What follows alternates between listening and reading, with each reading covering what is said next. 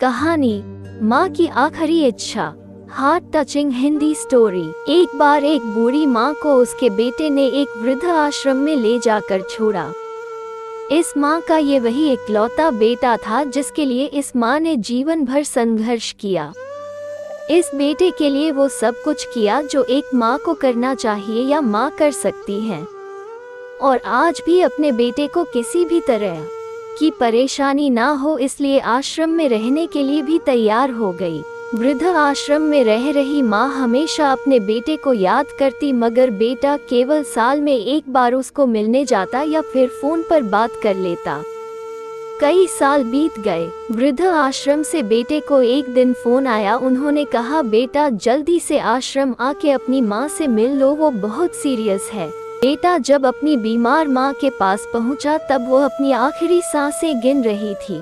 बेटे ने अपनी माँ से उसकी आखिरी इच्छा पूछते हुए कहा, माँ मैं तुम्हारे लिए क्या कर सकता हूँ बताओ।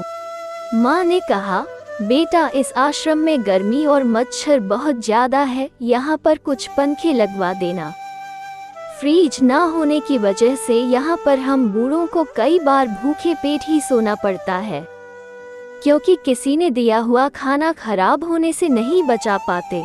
तो इस आश्रम के लिए 1-2 फ्रिज भी खरीद कर दे देना।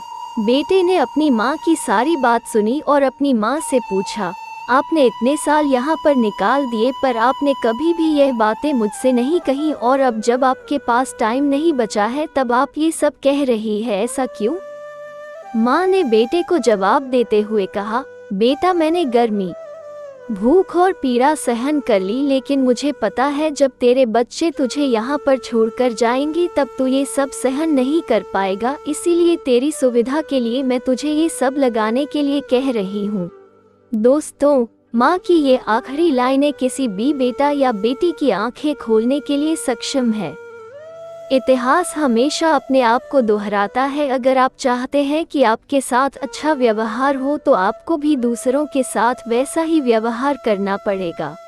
हमारा चैनल सब्सक्राइब करें और लाइक करें।